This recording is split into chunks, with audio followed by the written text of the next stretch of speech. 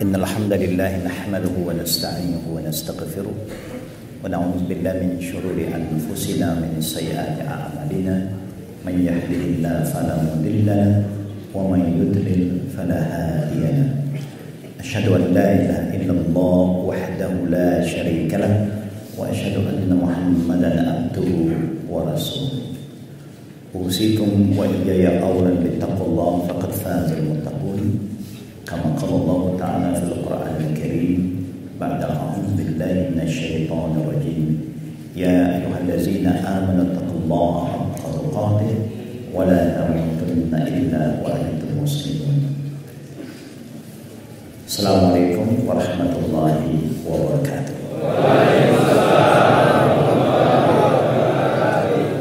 Alhamdulillah, segala puji adalah milik Allah yang telah menghidupkan kita sebagai sebaik-baik makhluk, kemudian pula dipilih sebagai sebaik-baik umat. Sebagaimana Allah berfirman, walaqad karramna bani Adam wa hamalnahum fil barri wal bahri wa razaqnahum minat thayyibat wa faddalnahum ala katsirin mimman khalaqna tafdila. Yang bermaksud Allah telah memuliakan keturunan Adam, yaitu manusia, dengan menyediakan bagi mereka macam-macam kemudahan di atas daratan dan atas lautan, supaya insan ini bisa bergerak dari satu tempat ke satu tempat yang lain, melihat kejadian Allah, keindahan Allah. Dan dia juga telah menyediakan macam-macam jenis rezeki yang baik untuk makhluk yang baik, yaitu manusia. Dan dia telah menjadikan begitu banyak makhluk, jinnya, malaikatnya, langit, buminya, dan juga bulan, bintang, dan macam-macam lagi. Tetapi Allah memberitahu pada kita makhluk manusia adalah sebaik-baik makhluk. Kemudian Allah ingatkan kita, kuntum khaira ummah ukhrijat lin-nasi ta'muruna bil ma'ruf wa tanhauna 'anil munkar wa tu'minuna billah. Selepas kita dibandingkan dengan makhluk yang lain, kita adalah insan, makhluk yang terbaik. Kemudian Allah pula mengatakan, berfirman, di antara begitu banyak umat sejak zaman Nabi Nuh alaihissalam sampai Nabi Allah Ibrahim, sampai pada nabi-nabi yang lain, Musa, Isa, ke semua umat nabi-nabi sebelum kita tidak mendapat title penghormatan yang Allah beri kepada umat Muhammad sallallahu alaihi wasallam, yaitu title khairul ummah, the best umat. Yang saya hormati saudara pengurusi majelis dan juga para semua pimpinan-pimpinan di Radio Hang dan juga para asatidzah dan para talibul ilmu, yaitu jemaah muslimin dan muslimat rahimakumullah. Dan kita berkeyakinan malam ini ramai juga teman-teman dari Singapura, ramai juga yang sedang mengikut program dari Malaysia. Oleh kerana teman-teman saya telah hubungi saya sejak pagi tadi untuk memastikan program ini akan berjalan. Jadi mereka juga sedang mengikut program kita bersama, insyaAllah. Jemaah muslimin dan muslimat, tajuk yang telah saya setuju ya, untuk dikongsikan, untuk di-share dengan masyarakat umat Islam di Batam, ialah tentang apa yang Allah takdirkan ke atas diri saya. Sebagai manusia yang dilahirkan oleh keluarga yang belum muslim, keluarga orang Cina, ayah saya orang Cina, 100% Chinese. Ibu saya juga 100% Chinese. Jadi 100/100 saya 200% Chinese. Artinya tidak ada kacukan, ya, pure Chinese. Sejak daripada kecil saya adalah seorang yang suka pada perkara-perkara spiritual. Itu kebetulan minat saya. Sehingga ibu saya sebelum dia meninggal, dia ada berbincang dengan ibu angkat saya, orang Cina juga, bahwa sewaktu ibu saya hamilkan saya, ibu saya suka makan nasi kunyit. Nasi kunyit ini artinya satu nasi ataupun pulut kunyitnya, nasi pulut kunyit adalah satu makanan yang digunakan untuk upacara agama. Orang Cina juga kalau ada upacara agama mereka akan mempersembahkan pulut kunyit. Tahu pulut kunyitnya? Ya, oke. Alhamdulillah. Itu kata ibu saya. Secara tidak langsung menurut mereka itu tafsiran mereka bahwa anak ini mungkin adalah anak yang suka beribadah, kata mereka. Tetapi oleh kerana ibu dan ayah kita bukan Muslim, sesuai dengan sabda Nabi, kullu maulid yulad ala fitrah fa abawahu yuhawidanihi aw yunassiranihi aw yumajjisanihi. Rasulullah SAW bersabda bahwa semua bayi dilahirkan dalam fitrah, artinya Muslim. Tidak ada yang lahir kufur, semua Muslim. Tetapi kalau takdirnya keluarga mereka, orang tua mereka Yahud atau Nasara atau Majus atau yang lain-lain, maka biasanya sunnah Allah itu anak akan mengikut orang tuanya. Begitu juga berlaku pada diri saya, karena orang tua saya orang yang Buddhis, Taois, Konfusi, ini gabungan. Orang Cina dia suka gabung, ya. Itu karena normal, ya. Normal bagi mereka. Sebab itu kalau kita pergi the Chinese temple, kita akan lihat ada juga satu section Buddhis, ya. Ada satu section Taois, ada satu section lagi Confucius. Itu karena yang boleh dikompromi oleh mereka. Ke semua patung-patung yang dipercayai oleh orang-orang Cina, semua ada jangkut macam saya. Semua ada jangkut. Kalau tak percaya, kata-katanya ziarahlah, ya, sekali-sekali, ya, kepada tempel-tempel Taoism, ya, Confucianism. Hanya Buddhism saja tidak ada. Memang saya dibesarkan dalam suasana itu. Tapi di waktu yang sama, bila waktu saya lapang, waktu saya masih muda, saya suka berkhidmat di tempat-tempat ibadah. Ya, mungkin minat saya ke arah itu sudah ada daripada kecil. Ikut sajalah apa yang dilakukan oleh orang tua, oleh ketua-ketua agama ketika itu.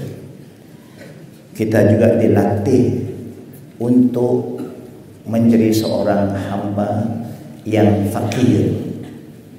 Artinya kita tidak boleh pakai pakaian biasa. Kita kena botak. Kita kena berjalan tanpa pakai kasut atau sandal, artinya barefooted, dan bawa sesuatu untuk minta sedekah. Nilai ini bila saya banding, bila saya masuk Islam, sudah ada dalam Islam. Wala tamshi fil ardi maraha. Jangan jalan atas bumi Allah dalam keadaan sombong dan bongkar. Jadi mereka ada tarbiyah dia. Tarbiyahnya melatih kita mengawal nafsul ammara bisu. Oleh kerana terlalu banyak pantang larang yang datang daripada ajaran Buddhism, menyebabkan tidak sesuai dengan fitrah saya ketika itu.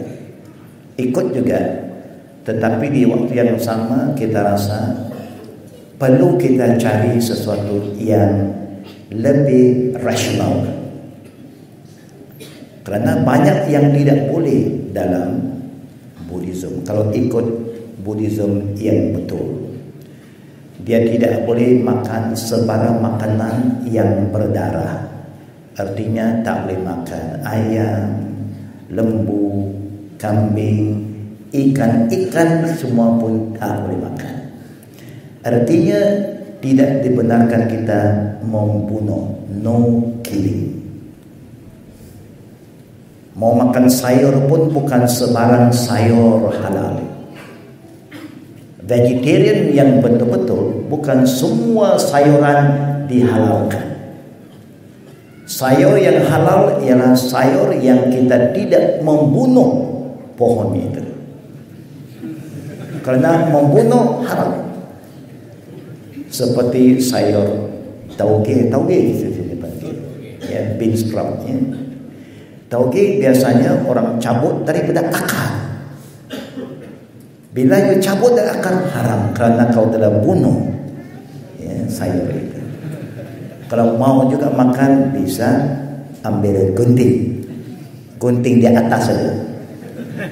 Jangan cabut sampai akarnya, kerana apa jenis pembunuhan adalah salah menurut falsafah ya, Buddhism ketika itu.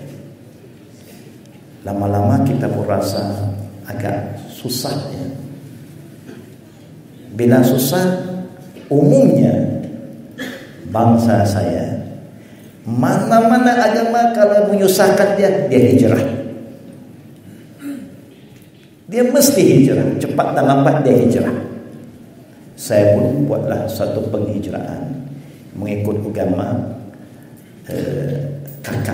kakak saya yang perempuan ya. Sini kakak lelaki kan. Indonesia kakak kata lelaki ya. Perempuan juga sekarang ya. Dulu saya sebut kakak, dia kata laki-laki. Kakak saya orang yang aktif dalam agama Nasara. Saya juga ingin mencuba hijrah ke situ. Waktu di situ nampak dia mudah. Ini serba mudah. Kerana semua hampir boleh. Dalam yang pertama, semua hampir tak boleh. Arak tidak boleh, tipu tidak boleh, semua tak boleh. Bunuh tak boleh, perempuan tak boleh, judi tak boleh. Memang semua tak boleh. Parti-partinya tidak ada. Tak ada. Kira ini macam sufi lah, betul-betul sufi. Tahlul selalu, pakai ihram selalu. Tapi bila kita hijrah ke Nasara, nampak mudah. Kerana kepercayaannya mudah. Kalau kita percaya kepada Nabi Isa sebagai Tuhan, He become our Savior. Dia jadi penyelamat kita. Apa dosa pun no problem. No problem. Jadi mudah. Apa saja boleh kita buat. Orang muda sesuai, sangat sesuai. Tetapi selepas saya berapa tahun di dalam agama Nasara, saya rasa macam betul apa yang dibawa oleh Isa. Sepatutnya agama itu mudah. Kalau susah bukan agama. Dan bila saya rasa itu yang betul, saya pun buat suatu perjanjian dalam diri saya mesti bawa agama salib ini kepada kawan-kawan saya yang belum menjadi Nasara lagi. Itu yang saya mengambil bahagian khusus menjadi mubalik orang Nasara selama 2 tahun. Di mana? Di Pulau Pinang. Karena kalau itu benar, kita mesti selamatkan kawan-kawan kita. Tidak boleh kita selamatkan diri saja, mesti selamat orang lain juga. Ketika saya sedang mempersiapkan diri saya untuk menjalankan dakwah Masehi, Allah Maha Berkuasa, kerana saya selalu minta pada Tuhan satu sampai hari ini, wahai Tuhan, tunjuklah saya jalan yang betul. Saya nak mencari Engkau, saya nak mendekati Engkau. Engkau saja boleh pimpin, Engkau saja boleh beri petunjuk. Itu keyakinan saya. Kerana waktu itu saya yakin dia, saya seru nama dia. Kuasa Allah. Saya bila mengkaji konsep ketuhanan, mulai saya mendalami konsep atau tauhid dalam Nasara yang mempercayai bahawa God is the Father, the Holy Son, and the Holy Ghost. Konsep 1 in 3 and 3 in 1. Konsep ini memang susah nak faham. Oleh kerana kalau kita buat mana-mana perkiraan ala Cina, ala orang putih, ala Melayu, ala Arab, semua sama saja. 1 plus 1 plus 1 mesti dia. Tapi perkiraan mereka 1 plus 1 plus 1 1. Ini menimbulkan sedikit gangguan pada pemikiran saya. Logik saya tak boleh menerima. Tapi bijak. Bila saya tanya padri yang dijaga kami dulu, oh my father, can you enlighten me? Tolong, ya, tolong jelas pada saya kurang faham konsep ini. Susah dia nak fahamkan, tapi dia buat suatu contoh yang 1 plus 1 plus 1 adalah 1 yang sama. Bagaimana contohnya? Sekarang katakanlah saya seorang ayah. Anak saya panggil saya siapa? Papa, father. Saya mempunyai istri. Istri panggil saya apa? Tak boleh panggil father. Istri panggil husband. Okay. Kemudian saya mau punya papa. Contohnya saya masih ada ayah saya. Ayah saya panggil saya apa? Anak. Betul tak betul?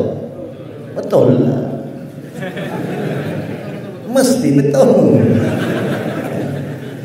Ya. Anak saya panggil saya ayah, bapak. Bapak saya tak panggil saya bapak. Bapak saya panggil saya anak. Orang yang sama, tetapi makam yang berbeza. Dan begitulah konsep Trinity. Ada sedikit logiknya. Ada logik. Tetapi pada hakikatnya kalau kita mendalami lagi, kita tidak boleh menerima hakikat bahawa Nabi Isa itu adalah Tuhan. Kerana kita tahu dalam Injil juga menceritakan sebelum Nabi Isa sudah ada Nabi Adam. Dalam Injil ada. Sebelum Nabi Isa sudah ada Nabi Nuh. Dalam Injil ada. Dalam Taurat pun ada. Kerana Injil sekarang gabungan Old and New Testament. Gabungan dua jadi satu. Jadi bila kita cek semua ada. Nabi Ibrahim ada, Nabi Lut ada, Nabi Saleh ada, Nabi Musa ada. Kalaulah Isa itu Tuhan, bagaimana ya? Kita tahu Isa datang selepas Nabi Musa, selepas Gautama Buddha, tapi sebelum Muhammad SAW. Jadi Nabi Ibrahim panggil Tuhannya bagaimana? Adakah Nabi Ibrahim panggil Ya Isa, Oh Jesus, my Father, my Lord Jesus? Jesus tak wujud sebelum Nabi Ibrahim. Bagaimana Musa panggil Tuhannya? Adakah Nabi Musa menyeru Nabi Isa kerana Nabi Isa belum wujud? Ini psychological warfare, ghazwatul fiqh, mengganggu. Kerana kalau saya sendiri ragu-ragu, saya takut saya tak mampu mempertuhankan konsep Trinity bila saya jalankan dakwah Masih. Takut saya. Sebab itu saya ingin mantapkan akidah saya dulu. Akhirnya rahban yang jaga saya kata, my son, memang itu approach mereka. Imam-imam itu panggil pengikutnya, wahai anak-anakku, my son. Kita pun panggil my father. Ini adab. Dia sebagai guru kita, dia sebagai imam kita, kita panggil my father. Dia akan panggil my son. Let the Holy Spirit come and explain to you. Ini kepercayaan orang Nasara. Kalau kita ada confusion, ragu-ragu tentang ketuhanan, tunggu Rohul Kudus datang. Itu saja ya, sebagai hujah yang terakhir. Dan dia jelas kita tak faham, jelas tak faham, masih tanya, dia pun tak ada jawapan. Kerana dia pun diajar begitu saja. Maka macam kita tanya orang tua kita, kenapa kamu buat ini? Ada dalil? Dia bukan kira dalil, semua orang buat. Ikut saja. Dia pun ikut saja. Saya pun tunggu itu arahan imam saya. Tunggu sehingga the Holy Spirit come to you. Saya tunggu-tunggu tak datang-datang. Saya memang suka spirit-spirit ini. Saya tak pernah lari daripada spirit. Kalau orang kata sana ada hantu, saya mau tidur di sana. Sampai hari ini kalau saya mau masuk rumah yang baru atau rumah lama, kemudian kita nak masuk, sebelum keluarga masuk, saya masuk dulu. Untuk 3 hari, 4 hari duduk sana, solat sana, azan situ, saya tidur. Haram dan kerana rasa juga ada ya. Kan memang dia pun makhluk juga. Dia dijadikan oleh Allah sebelum kita. Jin-jin ini Allah jadikan sebelum kita, malaikat Allah jadikan sebelum kita. Jadi kalau dia tak ganggu kita, no problem. Dia pun nak duduk situ. Kita tak boleh halau dia. Kerana apa? Kerana kita pun ada jin. Kita pun tiap-tiap orang ada satu jin, ada karim kita. Betul tidak? Ya. semua orang ada jin. Kita pun ada kiraman katibin, ada malaikat juga. Kerana spiritual ini tak boleh dipisahkan, dia mesti bersama dengan kita. Jadi saya kalau spirit-spirit ini tapi tidak datang spirit. Ketika itu saya sedang nak mengkaji apa itu Islam. Ramai juga teman-teman saya orang Islam, keturunan Melayu, kalau Malaysia Islam Melayu. Tapi belum pernah satu teman saya yang beragama Islam pernah mengajak saya kepada Islam. Dia mengajak saya makan, ada main-main dengan dia, ada. Tetapi tak pernah ajak saya tentang Islam. Inilah hakikatnya. Saya yakin sama juga di sini. Kita pun Muslim semua, sudah 40 tahun, 50 tahun. Teman-teman saya kita ramai yang belum Muslim. Pernah tidak kita ajak dia pada Islam? Ajak makan boleh, ajak Singapura naik ferry boleh, ya. Ajak buat-buat boleh. Tapi agama nafsi sama juga di negara Malaysia. Peluang untuk saya bertanya tidak ada, karena mereka tak pernah cerita Islam pada saya. Saya sendiri ingin mengenal Islam, mau baca Quran. Kata mereka tak boleh.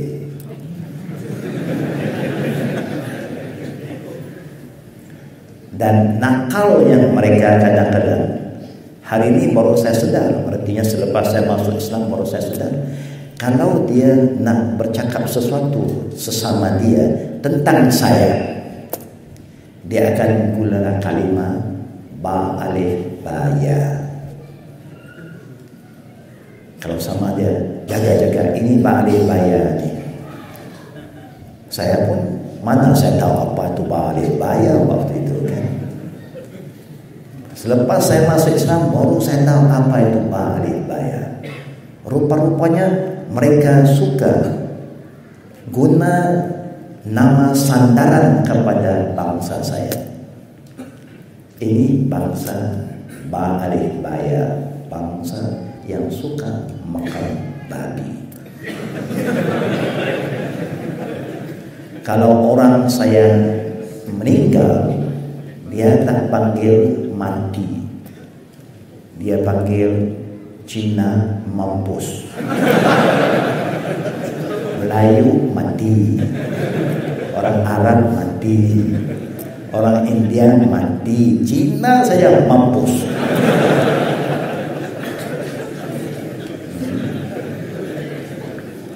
Kalau tanah perkuburan Cina, dia tak sebut pula perkuburan. Kubur orang Kristian, kubur India, kubur orang putih. Sampai saya punya kaum ini jerat. Pernah dengar? Tak dengar, alhamdulillah. Dia tak sebut kubur Cina, jerat Cina. Jerat Cina. Berarti Cina ni tak betul lah.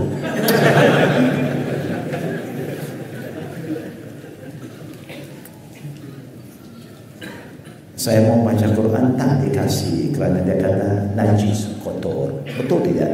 Kadang-kadang kita juga ada kepahaman itu. Ini kitab Quran, kitab suci. Kita orang Islam mau pegang pun kena ada wudu. Apalagi orang tak Islam. Kita pun tak ada peluang nak baca Quran. Hanya kuasa Allah, saya tidak putus asa. Saya baca kitab sejarah Sayyidina Umar bin Khattab radhiyallahu anhu.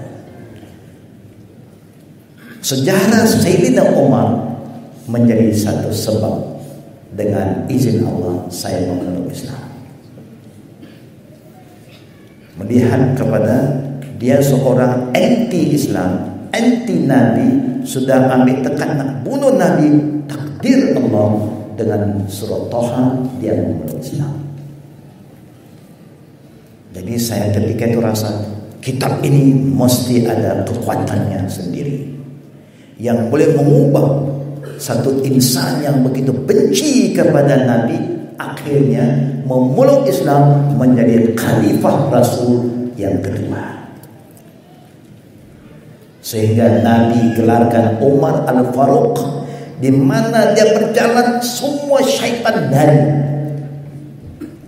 Kalau Umar lalu saja Batam tak ada syaitan. Seakan-akan begitulah hebatnya iman Sayyidina Umar Al-Faruq, yang tidak pernah kompromis dengan benda yang batil. Yang hak tetap hak, yang batil tetap batil. Dia tak pernah kompromi. Luar biasa ya, keimanan Sayyidina Umar. Tapi kalau Umar sekarang banyak juga. Kalau dia jahat, dia pun jadi syaitan. Itu saja beza.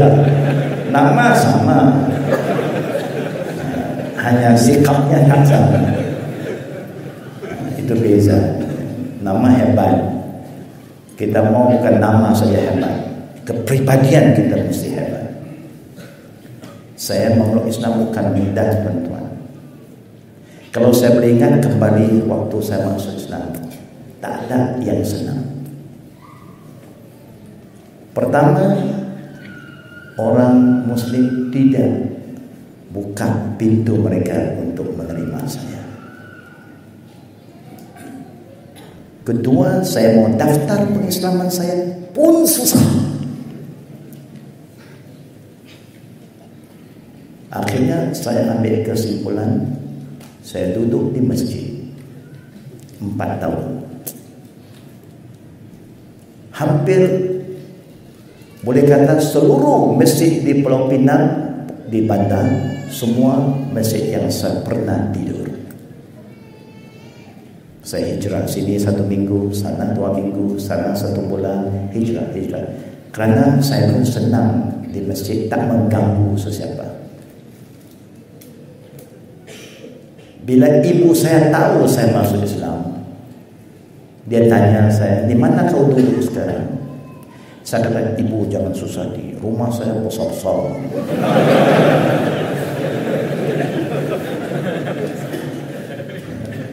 Kita tak mau juga cerita kesusahan kita kepada mereka. Nanti mereka kata, apa gunanya, apa untungnya kau memeluk agama ini? Rumah kan tidak ada, bilik ada, katil ada, balik saja. Biar saya menghadap. Saya sudah biasa, no problem. Dalam saya duduk masjid, saya orang yang suka jaga masjid. Karena saya jaga juga ya, tokoh-tokoh dulu, gereja pun saya suka jaga tempat ibadah. Saya jaga kebersihannya, saya sapu, saya lap. Itu memang menjadi fitrah saya. Tapi orang masjid tak senang dengan saya. Karena waktu itu masjid-masjid di negara saya dan juga di kampung-kampung ini penuh dengan tin, tahu tin susu, tahu tin susu ya. Kenapa ada tin susu? Karena banyak orang perasa di dalam masjid, banyak nyamuk masjid. Bila banyak nyamuk, banyak asap, banyak orang merokok dalam masjid. Saya dulu sebelum Islam merokok juga. Masuk Islam saya sudah hijrah, no more smoking. Tapi orang ramai smoking. Saya bersih, dia smoke, saya bersih, dia smoke. Jadi sekali-sekali adalah saya kata-kata, daripada bawa rokok dalam masjid, lebih baik bawa gaharu asapnya wangi. Mau marah orang. Saya rasa tak sesuai tempat ibadat itu Sebab itu kalau kita pergi toko-toko Cina, you tak nampak orang masuk toko dia bawa rokok, semua bawa garu, bawa makanan, bawa bunga, bawa buah, macam-macam. Ada pisangnya, ada orange-nya. Tapi zaman sekarang sudah modern. Dia tak bawa yang asli, semua plastik. Bunga plastik, buah plastik, ayam plastik, semua plastik. Tak percaya kata saya, sila ziarah. Saya suka jaga tempat ibadat ini kerana apa? Kerana rezeki murah. Duduk di tempat-tempat ibadat ini, makanan garanti ada. Orang letak, dia balik, kita makan. Itu saja. Sambil jaga, sambil makan, sambil jaga, sambil makan. No problem. Kerana kepercayaan waktu itu, bila orang buat persembahan, ini saya nak bawa supaya kita faham falsafah orang saya. Nak minta sesuatu dari Tuhan, jangan minta dengan tangan kosong. Mesti bawa sesuatu kepada Tuhan dulu. Beri kepada Tuhan sesuatu sebelum minta sesuatu. Sebab itu cara hidup orang Cina sampai hari ini senang. Sebelum dia nak minta apa-apa dari kamu, dia kasih makan dulu. Betul tak? Orang Cina dia punya tahiyat, dia punya salam pun bukan assalamualaikum, good morning, sudah makan belum? Dia nak salam bagus. Jaga perut dulu. Ini kalau sudah relax, relax. Orang saya tak boleh tidur lapar. Siapa yang tidur lapar, kalau dia mati, bagi orang saya su'il khatimah. Sebab itu dia mesti makan. Sebelum tidur mesti makan. Supaya kalau dia takdir dia mati dalam keadaan kenyang, itu husnul khatimah. Ada falsafah. Sebab itu dia tak pernah kianan masalah makan. Orang saya tak boleh kedekut dalam makan. Nak minta sesuatu dari Tuhan, kasih Tuhan makan. Lepas itu kita pun boleh makan. Tapi dengan syarat, sebelum nak makan kita kena ambil 2 jenis kayu ataupun 2 koin shilling. Kita goyang 3-7 kali, witir ya. Lepas itu kita lempar 1 bunga, 1 kepala, 1 bunga, 3 kali kepala bunga, kepala bunga, kepala bunga. Okey, berarti Tuhan sudah habis makan. Baru kita makan. Tapi kalau kita buangkan koin itu, shilling itu, sekali kepala bunga, kali kedua bunga-bunga atau kepala-kepala, tak boleh ganggu lagi. Dia sedang makan. Oh, macam-macam yang kita boleh belajar. Sebab itu orang saya kalau mati, mayatnya tak pernah masuk ke dalam peti sehingga datangnya malam. Kalau siang pagi-pagi dia mati, dia tak masuk mayat dalam peti sehingga datangnya malam. Dan dia tak akan tanam mayat itu sehingga waktu zuhur.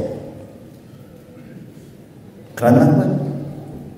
Kerana dia pun percaya adanya mungkar nakir. Dia percaya ada malaikat maut. Hanya dia percaya malaikat semua makan. Jadi kalau nak masukkan mayat ke dalam peti, masuk waktu malam, waktu malaikat sedang makan dinner. Cepat-cepat masuk. Nanti habis malaikat makan, siapa masuk dulu ya? Biarlah bypass. Dia nak tanam selalu tengah hari. Kenapa? Dia kata waktu itu lunch time, makan siang. Supaya bila dah habis-habis, mungkin malaikat tanya, siapa masuk dulu? Bypass lagi. Semua ada kira-kira. Itu mengikut kepercayaan mereka. Dia percaya ada akhirat, dia percaya ada azab. Singapura ada kan? Satu kawasan, kalau kita masuk tempat orang Cina, dia tunjuk azab-azab neraka bagaimana, azab-azab nikmat syurga bagaimana, semua dia tunjuk. Balik kepada Kristianiti itu, bila saya masuk Islam tak mudah ya. Kerana ketika itu orang Islam belum terbuka lagi. Dia anggap orang kalau masuk Islam ketika itu semua ada kepentingan. Saya pun tak tahu apa kepentingan ya. Saya nak daftar nama pengislaman saya di majlis kata tak boleh, kerana saya bawa umur 21 tahun. Kerana kalau daftar dia kena bagi duit. Saya pun tak tahu ada duit. Saya mau daftar saja, tak dikasih. Sehingga saya kena bawa ibu saya. Tapi sebelum saya nak bawa ibu, saya nak senangkan pengislaman saya secara berdaftar. Bila orang tanya saya, bapak ada? Bapak sudah mati. Betul, bapak saya mati sebelum saya masuk Islam. Saya masuk Islam 68, dia mati 62. Dia tanya, ibu pun mati. Ibu ada lagi. Siapa jaga? Kakak saya.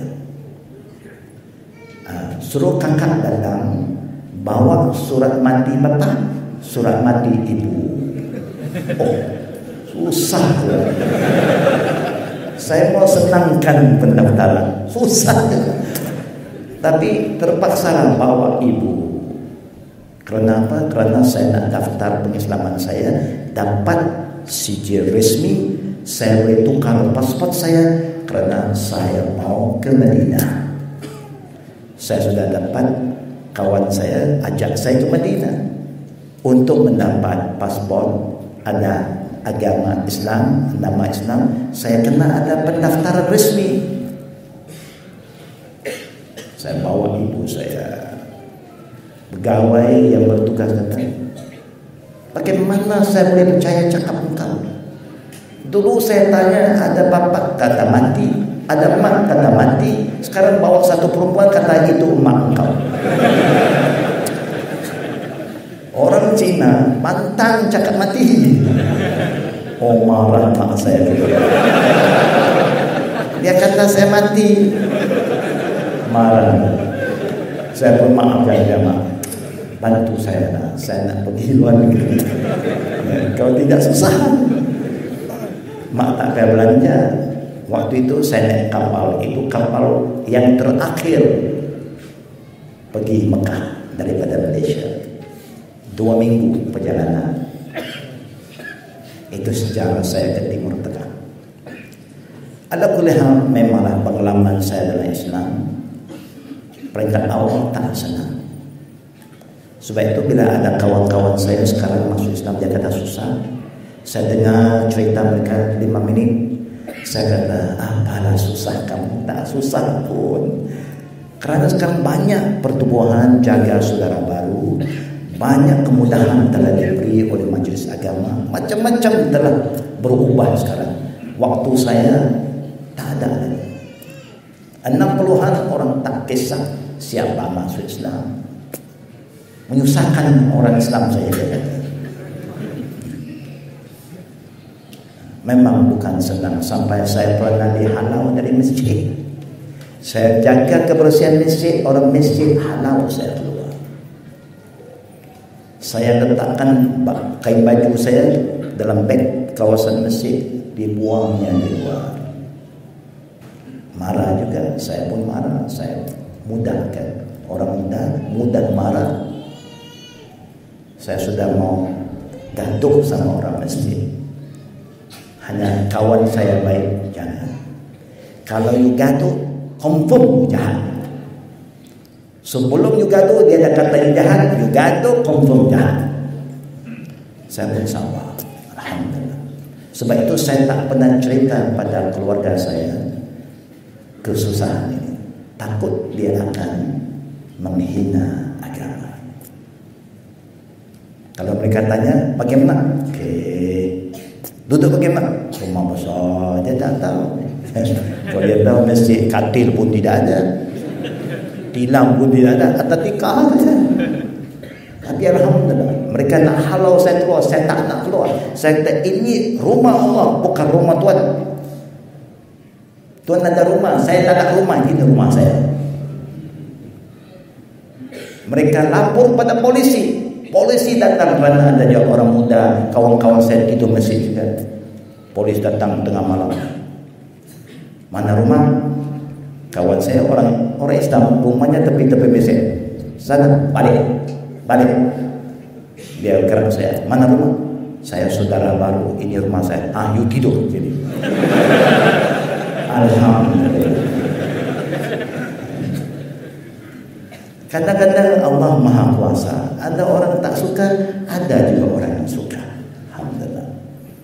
Memanglah pengalaman saya. Kuasa Allah, alhamdulillah. Tidak lama saya belajar ke Madinah, 6 tahun di situ. Waktu itu Rais Jami'ah Syekh bin Baz, dia sebagai orang panggil apa, Rektor Jamiatul Islamiyah. 6 tahun di situ. Lepas itu saya pergi ke Syria, negara yang sedang berperang sekarang. Saya belajar sana 2 tahun. Lepas itu saya pergi kerja dekat Perancis, membantu lajiin min Cambodia, pelarian Islam dari Cambodia yang hijrah ke Perancis. Saya bertugas itu 1 tahun. Pulang saya ke tanah air, bertugas dengan Pertubuhan Kebajikan Islam Perkin. Waktu itulah saya juga diamanahkan untuk adakan daurah Islamiyah, khusus perkadiran dakwah di negara Muslim Minority Southeast Asia Pacific dari tahun 80-an. 84 saya dipinjamkan ke Hong Kong untuk jadi pengarah Islam di Pusat Islam Hong Kong. 1 tahun saya pulang.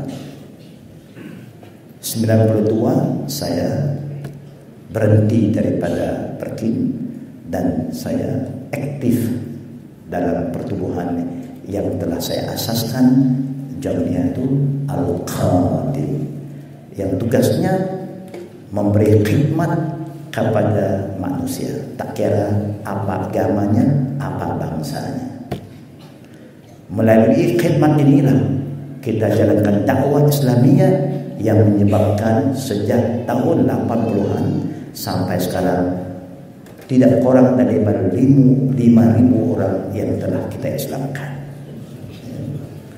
Bukan dalam negeri saja, sampai juga negara-negara Eropah, Jepun, Australia, Tonga, Fiji, Papua New Guinea. Alhamdulillah. Nampaknya memang manusia sedang mencari ketuhanan, kebenaran. Kebenaran ada pada kita.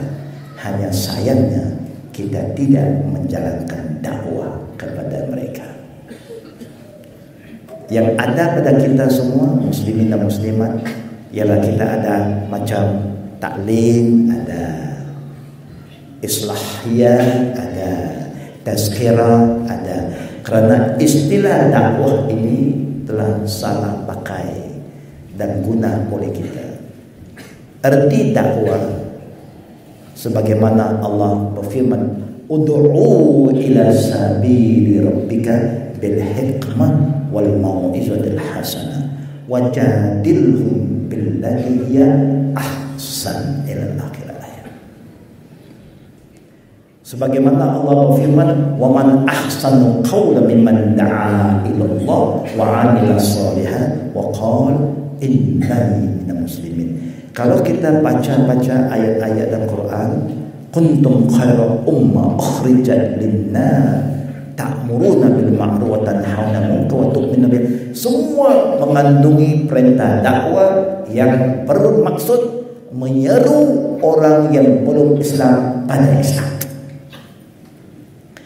Tapi oleh kerana kekeliruan kita, macam malam ni saya tidak bercakap dengan orang yang belum Muslim, saya bercakap dengan semua orang Islam. Ini bukan nama dakwah, ini dinamakan imma yukata ad-dinu nasihat sebagai nasihat, ataupun wa zakir fa inna zikra tanfa'ul mu'minin sebagai peringatan.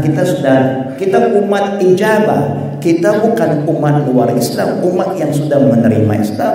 Kalau umat yang sudah terima Islam, ada orang datang mengajar kita tentang Islam, bukan dia ajak kita masuk Islam, dia hanya mengingatkan kita tanggung jawab kita sebagai seorang Islam. Sesama umat kita kata islahiyah, innamal mu'minuna ikhwah fa aslihu baina akhawaykum. Menggunakan kalimat dakwah bila kita bercakap dengan orang Muslim adalah suatu kekeliruan, menyebabkan dakwah kita mati. Kerana kita salah terjemahkan maksud dakwah. Dakwah yang sebenar mengambil ajak orang yang luar Islam masuk, itu namakan dakwah. Macam kita nasihat, ingat-ingat, kita memperbaiki keadaan kita, itu sudah islahiyah, harkah islahiyah. Harkah islahiyah ataupun kita kata nasihat, ad-dinu nasihat, ataupun kita kata tazkirah atau taklim. Faham saudara-saudara?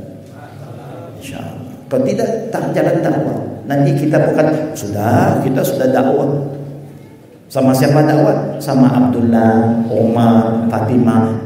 Ini umat sudah Muslim, mana ada dakwah lagi? Umat ijabah, dakwah jumpa Acong, Murusami, Peter, Robert. Itu baru namakan dakwah. Macam Nabi dan sahabat. Coba lihat tuan-tuan dan puan-puan, 23 tahun. 23 tahun saja Nabi ambil masa untuk membersihkan seluruh kota Mekah dan Madinah. Ini negara yang penuh dengan syirik. Kalau kita kata kita majority, Nabi minority. Dia menjadi utusan Allah, istrinya mengikut Khadijah, sepupunya Ali menerima dakwanya, kawannya Abu Bakar terima 4 orang mula-mula. Dikelilingi oleh orang musyrikin. Nabi tak lari dan tak berhenti dalam menyeru manusia kepada Allah. Siang malam dia jumpa kawan-kawannya, ayuhan nas qul la ilaha illallah. Sama-samalah kita sebut la ilaha illallah. Berapa lama? 23 tahun. Mekah bertukar wajah. Madinah, Yathrib bertukar wajah.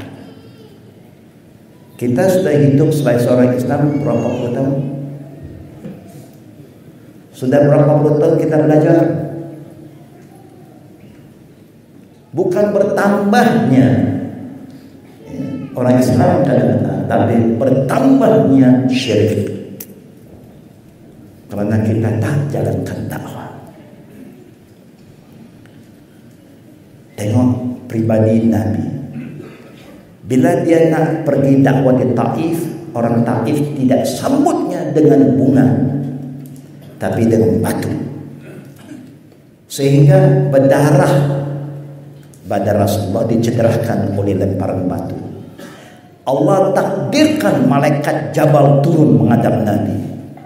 minta izin dari Nabi untuk menghancurkan penduduk Taif yang telah mencederakan utusan Allah Nabi Muhammad SAW. Apa jawab Nabi kepada perwakilan daripada Allah itu? Kerana ada malaikat tukang jaga gunung-gunung. Taif itu pergunungan. Rasulullah menjawab, inni lam asla'ana walakinnani bu'istu da'iyan wa rahmah. Allahumma hdi qaum fa innahum la ya'lam. Lihat kepribadian Nabi. Dia berdakwah, mengajak orang kepada Tuhan yang Maha Esa. Mereka lempar batu pada dia. Malaikat datang menghadap minta izin untuk hancurkan penduduk Taif. Dengan sehancur-hancurnya, malaikat yang jaga senang saja. Tetapi Rasulullah bersabda, saya tidak diutuskan oleh Allah untuk membawa kecelakaan, kehancuran, kebinasaan. Tetapi saya diutuskan oleh Allah sebagai da'iyan, a caller, a savior, penyelamat, warahmah, membawa rahmat, membawa kasih sayang, menyatu padukan semua kabilah, menjadikan satu umat, supaya kita hidup sebagai satu keluarga, tidak bermusuh antara satu dengan lain. Iz kuntum a'daan fa'alafa baina qulubikum fa asbahtum bi ni'mati ikhwana. Dulu kamu hidup bermusuh-musuhan, bunuh-membunuh, gaduh antara sama sendiri. Islam datang menyatukan padukan semua kabilah. Berapa kabilah ada di Mekah waktu itu? 360 kabilah. Kerana ada 360 berhala, sekecil-kecil sampai sebesar-besar. Setiap berhala mewakili satu kabilah. Dia juga masyarakat majmuk. Apa yang kita selalu bagi alasan, oh masyarakat majmuk. Zaman Nabi sudah ada masyarakat majmuk.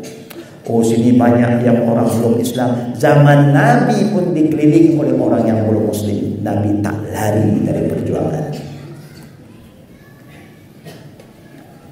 Nabi berdoa, ya Allah, jangan azabkan mereka. Berilah petunjuk kepada anak mereka. Kalau orang tua mereka tidak mau terima seruan saya, beri hidayah pada anak mereka. Kalau anak mereka tidak mau, beri hidayah pada cucu mereka. Dengan pandangan Nabi, visi Nabi jauh, Allah kabulkan doanya. Kita pernah doa begitu tak? Dakwah tak pernah, doa pun tak pernah. Astagfirullah. Ya. Artinya kita lupa tanggung jawab kita. Kalau tuan-tuan tak pandai dakwah, ilmu dakwah tak ada, tak tahu nak cakap, tak apa, jangan cakap. Nanti cakap salah susah. Lagi orang keliru, lagi orang tak percaya. Saya baru ini datang 4 orang Islam. 2 orang muda umur 19 sampai 23, 2 orang tua. Semua datang cerita pada saya, Ustaz, saya tak semayang lagi kerana saya tak percaya agama ini. Ini orang Islam. Saya suruh anak saya tolong tengok dulu. Ini orang muda. Anak saya ketua pemuda dalam pertubuhan kami.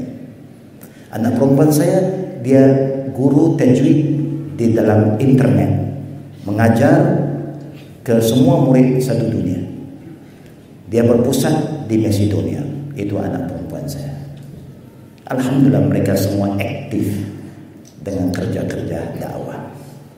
Orang muda tak tahan. Anak saya kata, oh ini susah ini. Dia cakap dengan saya, dia tak mau semayang kerana dia tak percaya. Pening kepala anak saya, macam nak tampal dia. Saya jangan. Lagi you buat, lagi dia benci Islam. Biar saya cakap dengan dia. Lepas 1 jam saya cakap dengan dia. Dia tanya saya, besok saya mula semayang subuh saja boleh tak? Subuh saja, 1 waktu saja. Saya kata, daripada tak semayang langsung 1 waktu lagi baik. Bukan saya kata tak payah 4 waktu, 5 waktu. Tapi dari you tak semayang langsung, you nak cuba 1 waktu, lebih baik something better than nothing. Esok subuh dia start semayang. Selepas tu dia ikut kuliah kita. Yang satu lagi kata, Ustaz, saya nak terus terang dengan Ustaz, saya dah tak semayang. Saya tanya sudah berapa lama? Adalah berapa tahun. Dia belajar di mana? Di Amerika. Ini orang intelektual. Ini semua anak-anak intelektual. Dia tak mau cakap Melayu dengan orang English speaking. Jangan panggil Ustaz-Ustaz Melayu. Dia tak mau cakap. Dia kata Ustaz Melayu tu tak ada intelligent, IQ tak ada. Dia hukum kita saja. Bila saya bercakap dengan seorang ustaz dulu, orang Melayu kata ada syaitan dalam badan kamu. Itu saja kita kata syaitan. Dia tahulah dia ada syaitan datang. Bila suruh semayang, dia tak mau semayang, datang azan, ustaz itu tekan dia, sujud engkau, keluar syaitan. Oh, marah dia betul. Apa punya ustaz dia? Saya manusia, dia kena syaitan. Dia tak boleh terima. Kita tak ada hikmah, tak ada kesabaran. Yang kedua, orang dewasa dia kata, saya tak semayang. Siapa-siapa semayang, dia buat syirik kepada Allah. Wah. Saya pun terkejut juga. Cuba kau terang sekali lagi. Saya berkepercayaan siapa-siapa yang semayang, dia syirikkan Allah. Saya pun nak faham ini cakapan orang Islam. Kenapa saudara cakap begitu? Cuba saudara bagi suatu contoh menyebabkan saudara kata orang semayang syirik. Tengok orang Cina, dia semayang tak? Semayang. Dia buat syirik tidak? Syirik. Kenapa dia syirik? Kerana dia sembah patung. Patung dibuat daripada apa? Dibuat dari apa? Batu. Ada buat dari kayu. Kita kata orang Nasara syirik. Kenapa? Dia sembah salib. Kita kata orang India syirik. Kenapa? Dia sembah patung. Apa bezanya orang Islam? Dia sembah Ka'bah. Ka'bah itu batu kan? Oh, wow. Saya kata, ada betul lah saudara cakap. Jangan main-main. Ini orang intelek yang sudah cuba memahami Islam cara lain, cara logiknya. Saya kata tidak mustahil ramai orang Islam sembah Ka'bah. Siapa yang sembah Ka'bah memang boleh membawa pada syirik. Waktu itu bukan ada dalam hadis-hadis cerita kalau orang tanya begitu apa nak jawab. Bukan. Kita kena minta, ya Allah bagilah hidayah. Ya Allah bagilah sesuatu jawapan untuk saya jawab soalan orang ini. Allah bagi juga idea, ilham datang. Apa saudara cakap? Saya setuju. Saya setuju. Takdirnya satu hari kalau Allah izin, musuh-musuh kita masuk ke Mekah bawa helikopter yang canggih, dia angkat Ka'bah. Dengan kekuatannya dia angkat Ka'bah, dia pindah Ka'bah ke Hawaii. Kalau siapa ikut Ka'bah, dia sembah Ka'bah. Syirik. Tapi kita tak akan sembah. Dia angkat kita tetap arah ke situ, kerana Ka'bah adalah kiblat kita. Itu saja. Direction, bukan kita sembah Ka'bah. Dia boleh terima pula. Saya kata, coba lihat orang Islam semayang di Malaysia ini, di Indonesia kan, di Eropah, ada yang letak Ka'bah depannya? Ada. Kalau you letak juga, confirm sembah Ka'bah. Kita tak letak Ka'bah, kita hanya tengok mana kiblat kita. Tapi orang yang sembah batu itu, kita kata dia sembah batu. Di mana dia pergi, kalau dia pindah rumah, dia pindah juga benda itu. Di mana dia letak, di situ dia arah. Betul tak betul? Betul tak betul? Memang betul. Walaupun saudara semua tak faham, betul.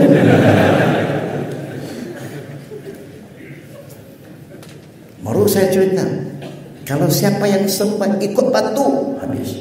Memanglah dia sembah batu. Tapi kita tetap di situ. Itu kiblat kita. Saya bagi contoh saya. Ingat tak dulu, contohnya tuan-tuan, waktu saya tahu jam 9:30 sudah habis ya. 5 minit lagi. Ini kata contoh saya Ka'bah. Ini Hajar Aswad, jurusan ini Hajar Aswad, Rukun Yamani. Sini pintu Ka'bah. Sini makam Ibrahim. Ingat, siapa-siapa yang semayang berdiri sini, berdiri sini, berdiri sana, semayangnya tak sah. Semayang yang sah hanya berdiri di kawasan sini, kawasan yang ada makam Ibrahim. Paham tak? Oh, bahaya. Bagaimana? Ini semua orang pergi Ka'bah, sekeliling dia berdiri. Bagaimana ini Ustaz kata tak sah? Memang berdiri sini tak sah, berdiri ini tak sah, berdiri sana, sini saja sah. Kerana mula-mula kiblat kita bukan sini. Di mana? Di Masjid Al-Aqsa. Masjid Al-Aqsa ada jurusan sana. Sebab itu Nabi berdiri sini saja. Nabi tak berdiri sini, berdiri. Selepas Nabi hijrah ke Madinah, bila turun ayat suruh tukar kiblat, baru Nabi menghadap. Waktu itulah sampai hari ini boleh berdiri sini, boleh berdiri sini, boleh berdiri. Kalau mula-mula tak boleh, sini saja. Kerana arahan itu di situ. Nabi tak mau ketinggalan Ka'bah, dia berdiri di belakang sini. Secara tak langsung macam menghadap Ka'bah, tapi itu bukan kiblat kita yang pertama. Kiblat yang pertama di Masjid Al-Aqsa. Paham ya? Alhamdulillah. Tak paham pun paham dulu. Lama-lama kita akan tambah lagi, insyaAllah. Jadi saudara-saudari yang kami hormati, inilah secara ringkas ya beberapa pengalaman saya yang saya ingin berkongsi. Kalau nak cerita tentang riwayat hidup saya saja 2 hari tak habis ya. So saya ambil mana yang saya rasa penting ya. Tentang pribadi saya tak penting sangat, tapi misi perjuangan kita lebih penting ya. Bagaimana kita nak bawa Islam kepada masyarakat yang belum Islam, dan bagaimana kita boleh menyatupadukan umat Islam kembali. Itu perlu dipikir oleh kita bersama, kerana itu tanggungjawab kita bersama. Wa'tasimu bihablillahi jami'ah wala tafarraqu. Sama-sama berpeganglah teguh kepada hukum-hukum Allah dan jangan kamu berpisah. Perpisahan, perpecahan bukan datang dari Islam, datang dari kita, kelemahan kita, salah paham kita.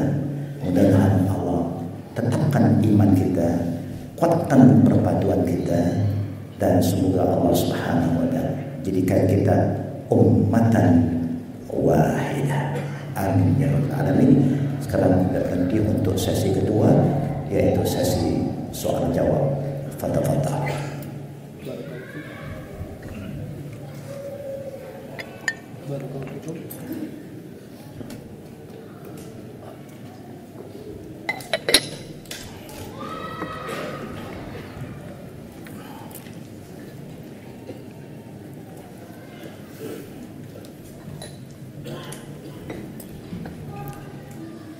Barakallahu jazakallahu khair Ustaz ini memberikan dan memaparkan cerita yang sangat menginspirasi kita semua. Mudah-mudahan itu bisa menjadi pelajaran yang berharga buat kehidupan para ulama.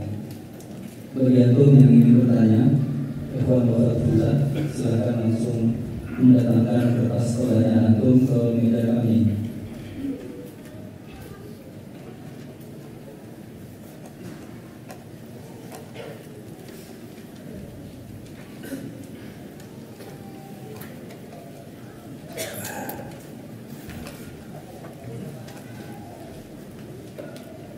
Muslimin tak ada persoalan lagi, terus baca saja. Assalamualaikum Ustaz. Waalaikumsalam warahmatullahi wabarakatuh.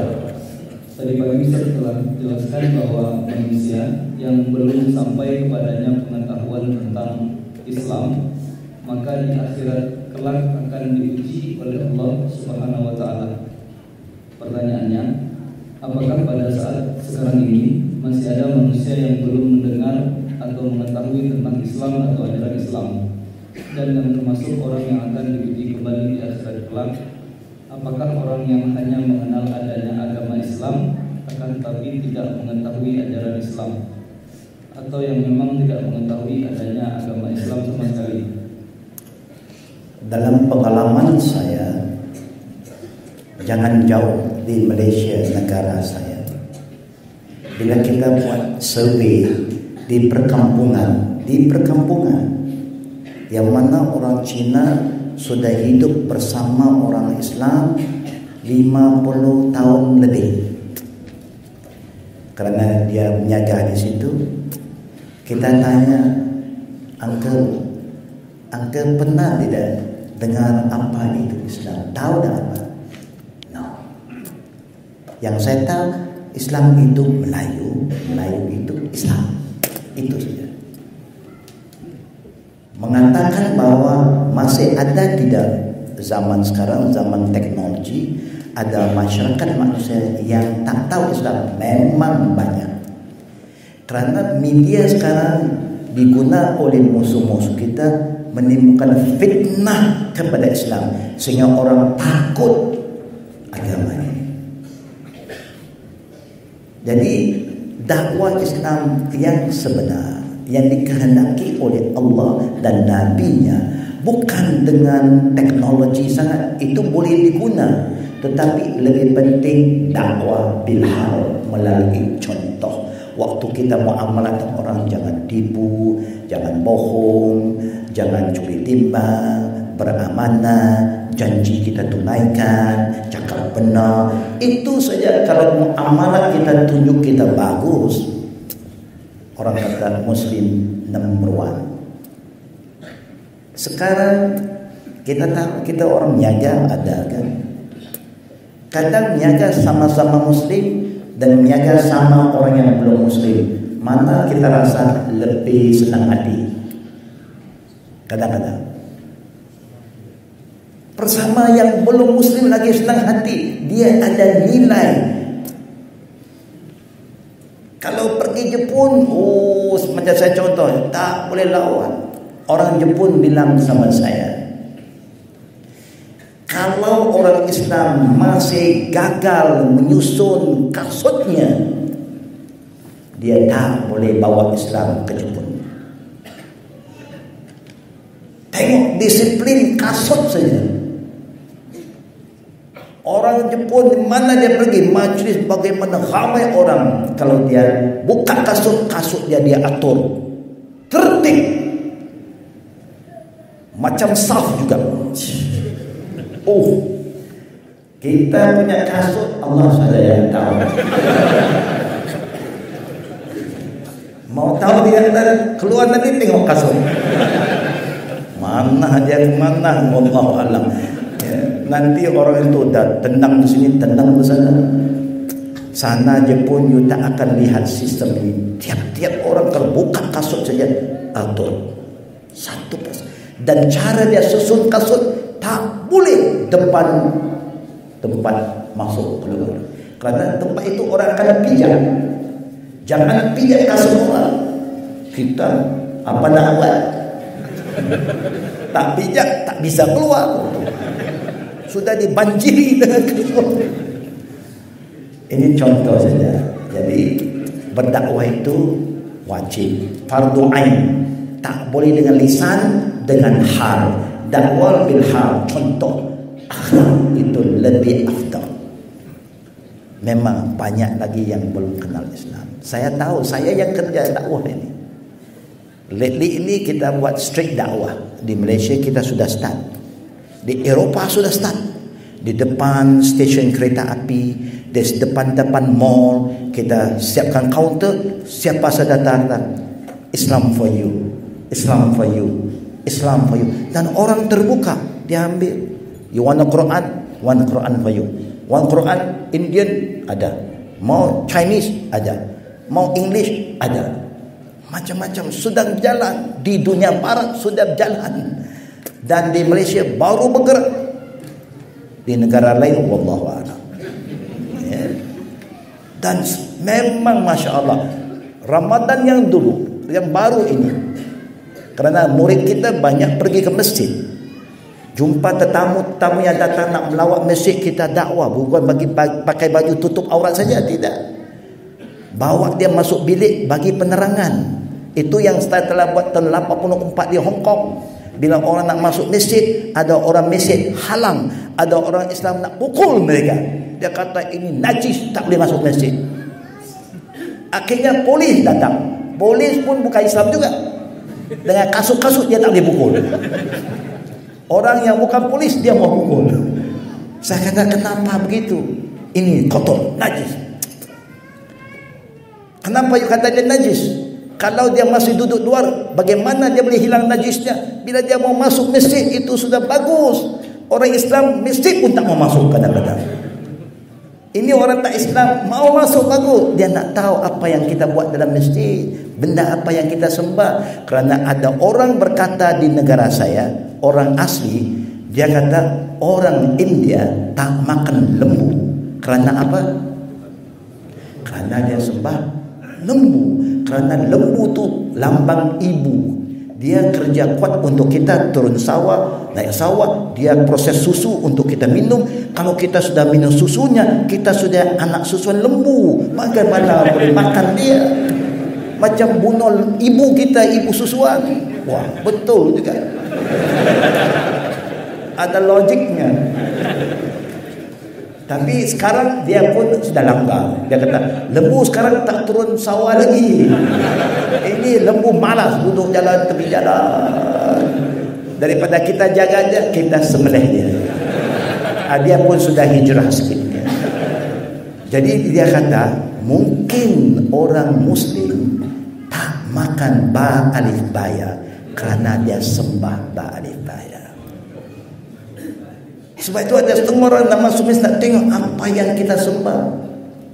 Kita ada mihrab kan, masjid besar-besar mihrab. Dia nak tengok ada benda yang tersembunyi tak dalam mihrab. Betul. Saya bawa orang masuk masjid. Orang masjid kadang halang. Saya kata, ada problem, jumpa saya ya. Kemudian, jangan ganggu saya sekarang. Ini tetamu saya. You ada problem, jumpa saya kemudian. Datang lagi bulan Ramadan sudah, orang dari Jerman, dari France, laki, perempuan semua datang masjid. Boleh tengok, tapi dia nak tengok kita semayang. Ramadan kan kita qiyamul lail, tahajud, kita ada qiyam tarawih yang kita panggil tarawih, yang Nabi panggil qiyamul lail ya, ataupun qiyam Ramadan.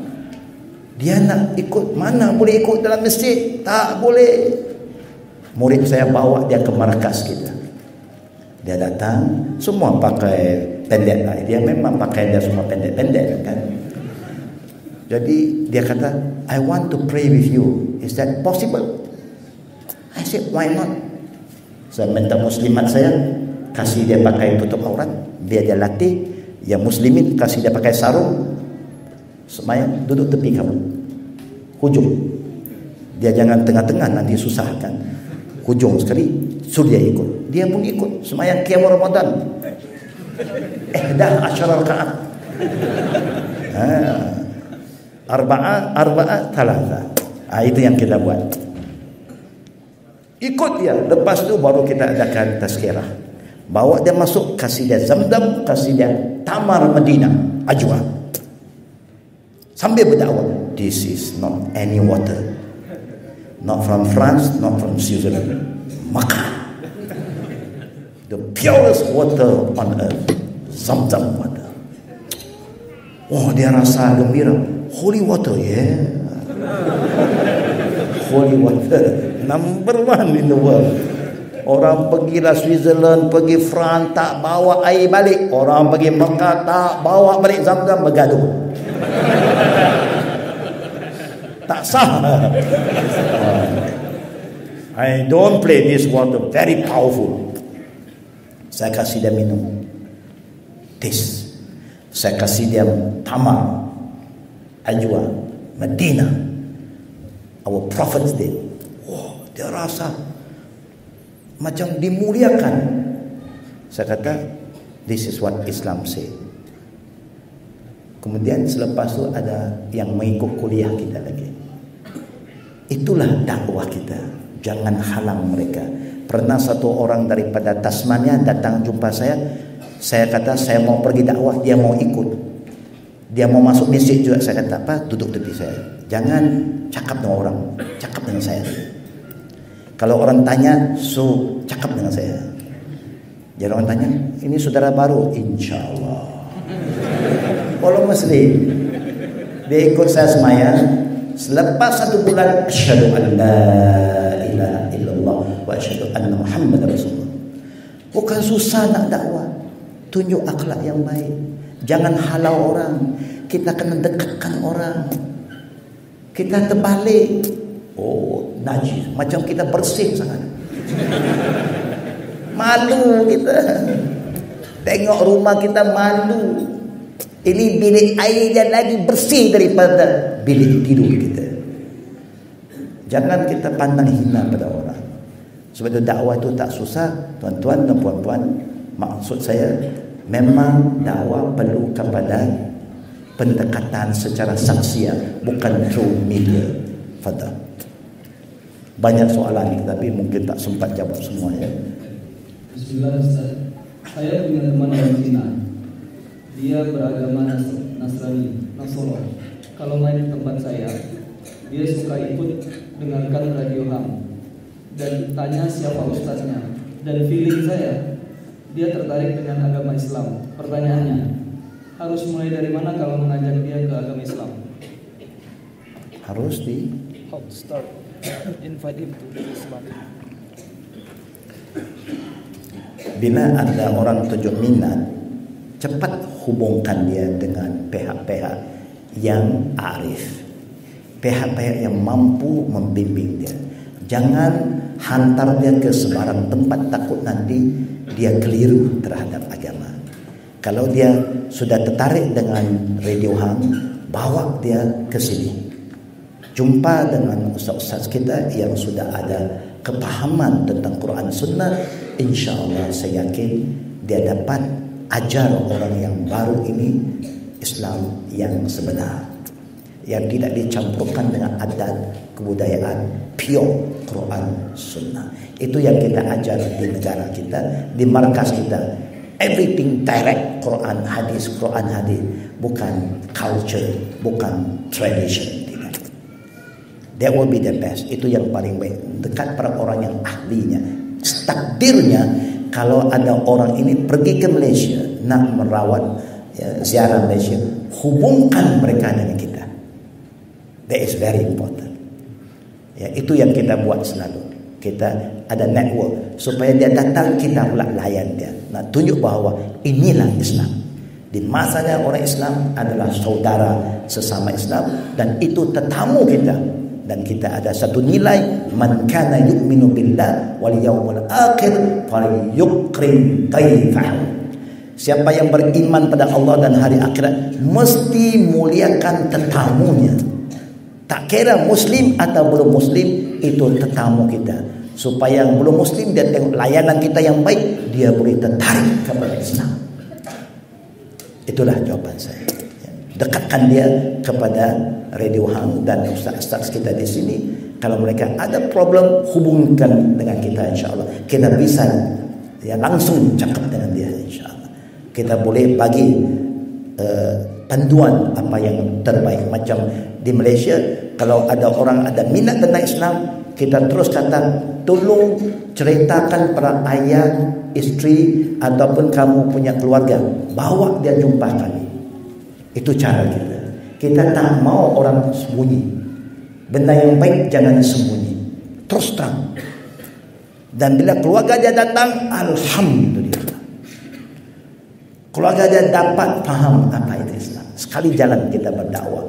Saya pernah dakwah satu anak masuk Islam dulu. Dia bawa kakaknya, dia bawa ibunya, dia bawa abangnya. Selepas dia masuk Islam, kakak dia masuk Islam. Selepas kakak dia masuk Islam, abang dia masuk Islam. Selepas abang masuk Islam, ibu dia masuk Islam. Selepas ibu dia masuk Islam, dalam 2 bulan meninggal ibunya.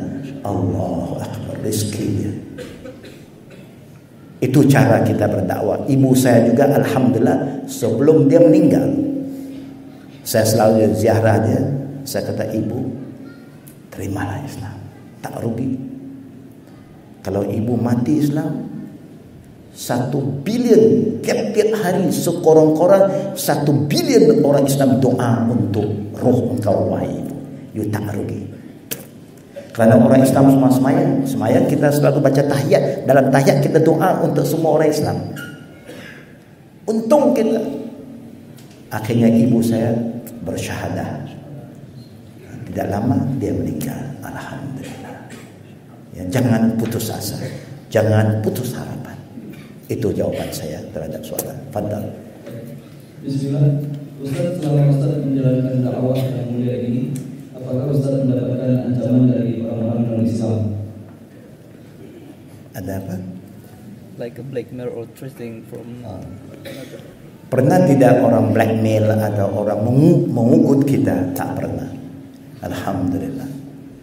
Yang nak mengajak kita lagi ramai, nak tahu, tapi tak pernah kita dihalang. Umumnya yang halang mungkin kadang-kadang kerana politik.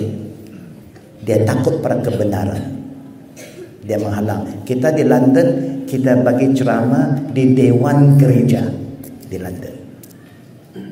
Padrinya datang. Dan kita pernah di India, padri datang, sami pun datang. No problem. Kita no problem. Kadang-kadang problem dengan orang Islam saja. Orang no Muslim no problem. Di Australia kita berdialog di Dewan orang Kristian. Very open. Dan kalau di Hong Kong dulu begitu juga. Kita akan adakan satu majlis interfaith. Kita pilih tajuk, tiap-tiap bulan kita beredar. Bulan ini di Dewan di Pusat Islam. Bulan depan di Dewan orang Nasara, di Kanisah dia. Lagi 1 bulan di Dewan Tokong orang Buddhis. Tajuk kita pilih, konsep ketuhanan menurut Islam, Buddhism, Kristian, kita bincang. Konsep peranan wanita dalam masyarakat, pandangan Islam, Kristian, Buddhis, kita bincang. Tak bergaduh. Semua alhamdulillah. Kita tak pernah ada confrontation. Kita tak pernah debate. Kita ada dialog. Kita ada buat macam-macam. No problem dengan orang yang belum Islam. Alhamdulillah. Sampai sekarang kita belum lagi ada problem. Jazakallahu khair. Waalaikumsalam warahmatullahi wabarakatuh. Pertama, bagaimana gambaran tantangan dakwah sunnah menghadapi fitnah syubhat di Malaysia? Yang kedua, mohon referensi komunitas kajian sunnah di area sekitar Kuala Lumpur.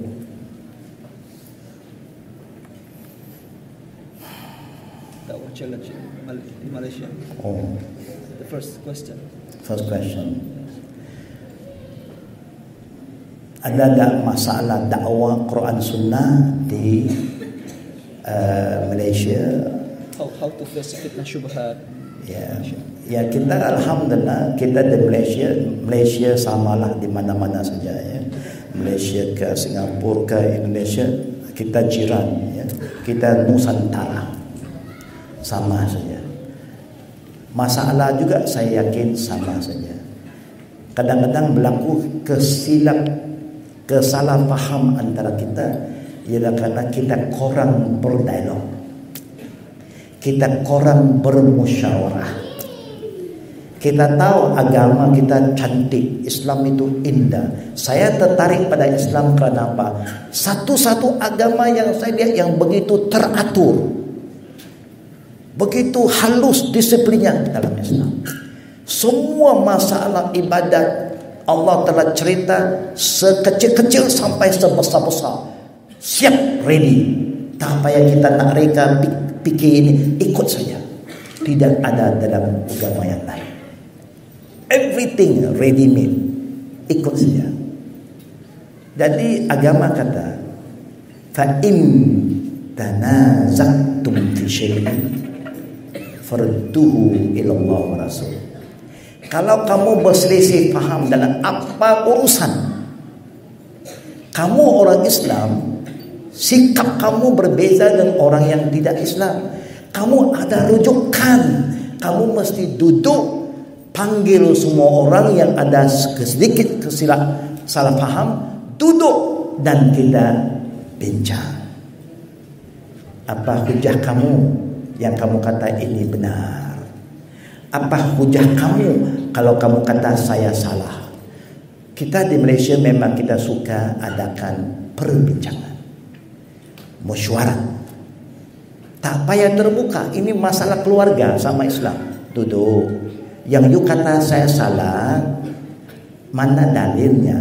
Kalau you ada dalil kata saya salah, sami'na wa ta'na, syukur, you dah nasihat saya pun taubat. Tapi kalau takdirnya saya ada dalil mengatakan bahawa apa yang saya kata itu benar, apakah kamu bisa menerima? Kita masih ada sedikit lagi masalah orang tidak bersedia untuk adakan bermusyawarah.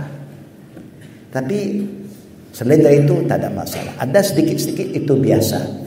Tapi sekarang kita sedang berusaha supaya semua pihak menerima hakikat masalah orang Islam mesti diselesaikan dalam sistem perbincangan musyawarah. Tak payah orang lain campur, kita saja. Kalau you kata saya salah, you mesti ada dalil. Pergi mana-mana mahkamah di dunia pun, kalau you kata orang itu salah, you kena bawa hujah, dalil. You must have hard evidence. Bukan hearsay tidak, mesti dalil qat'iyah. Syukur alhamdulillah sudah banyak perubahan dan saya yakin ya al-haq pada akhirnya mesti mengatasi yang batil. Aqul ja'al haq wa zahaqal batil innal batila kana zahuqa. Hanya kita kena sabar, kita kena banyak berdoa kerana perubahan manusia ini tidak senang. Kalau orang sudah biasa dengan suatu cara, nak ubah mengambil masa. Seperti kita dulu, kita pun macam tu. Tapi alhamdulillah Allah telah memudahkan kita. Mudah-mudahan Allah mudahkan juga saudara-saudara kita yang lain. Itulah jawaban secara ringkas daripada saya. Ada soalan terakhir? Last. This one? This one is asking information for ta'lim sunnah fi Malaysia. Information tentang kelas-kelas ataupun dars orang-orang Quran dan Sunnah ada di markas kita. Kalau di Al-Khadim di Petaling Jaya, itu boleh pergi pada website kita dan boleh lihat aktiviti kita. Yang kita buat kelas kita, satu minggu kita ada hampir 1, 2, 3, 6, 7 kelas satu minggu. Dan kelas kita yang 3 yang saya ambil, English, itu terbuka untuk semua, Muslim, yang belum Muslim, dan saudara-saudara kita. For free. Itu kelas hari Rabu pukul 10.30 sampai 12.30. Hari Sabtu, hari ini pukul 11 sampai Zuhur, dan hari Ahad esok pukul 11 sampai Zuhur. Bila saya tidak ada, pembantu saya Ustaz Syarif daripada Amerika, dia akan mengisi program saya. Yang English kita ambil, yang bahasa Melayu ada sahabat-sahabat kita yang lain, termasuk Ustaz Rasul akan isi program kita, Ustaz Yunus, Ustaz Ridwan daripada keturunan India masuk Islam. Dia kelulusan Madinah, dia akan datang bantu mengadakan kelas-kelas tarbiyah, tasfiyah untuk masyarakat di Malaysia dan juga daripada luar negara. Kerana kita banyak kontak dengan overseas, banyak orang yang datang Malaysia second home program, mereka ikut kuliah kita. Kerana di situ saja ada yang in English pada umumnya. Itulah caranya. Address kita pergi www.alqadim.my@gmail. Al-Qadim, alqadem.my@gmail.com. Nanti you boleh masuklah program itu. YouTube banyak. Program kelas kita semua online. Kelas kita semua itu satu dunia mengikut. Bukan di Malaysia, is online.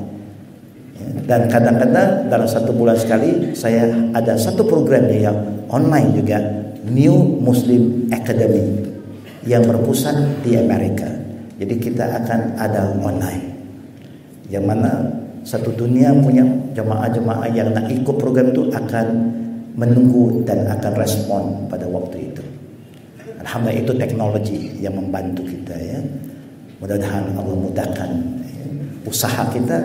Hanya nasihat saya yang terakhir, saudara-saudari yang kami muliakan, jangan be judgmental, jangan senang menghukum orang. Kalau kita tahu kita benar, tak cukup saja kita tahu kita benar, kita kena cuba membawa kebenaran ini supaya orang lain pula menerima. Orang boleh terima kalau kebenaran ini dipersembahkan dengan penuh hikmah dan berbudi bahasa. Jangan marah orang, jangan hukum orang, jangan fitnah orang, jangan tuduh orang. Kalau dia tidak tahu, tugas kita memberitahu. Selepas kita dah bagi tahu, apa yang mesti kita buat, saudara? Selepas kita dah bagi tahu kawan-kawan kita yang hak, apa yang mesti kita buat? Selepas kita dah bagi tahu, kita kena doa. Tak boleh tak doa. Kerana yang buka hati mindanya bukan kita, Allah. Nabi siang berdakwah, malam berdoa. Tak boleh kita selamatkan dia, tarik dia kepada hak. Dia tak mau sambut tangan kita, tangan ini mesti arah ke atas. Bawah dah gagal. Nak tarik dia tak boleh. Tangan itu arah ke, ya Rabb, bukalah pintu hati saudara saya, bukalah pintu hati keluarga saya. Jangan putus asa ya, mesti berterusan ya, nasihat berterusan. InsyaAllah hasilnya Allah yang tentukan, bukan kita. Faham ya? Jangan bermusuh dengan sesiapa lagi. Jangan fitnah memfitnah lagi. Mana dia kata kita salah, dengar dulu. Sebab itu saya kata, nak jadi seorang yang berjaya, nak jadi seorang pelajar yang berjaya, dua benda saja yang kita buat.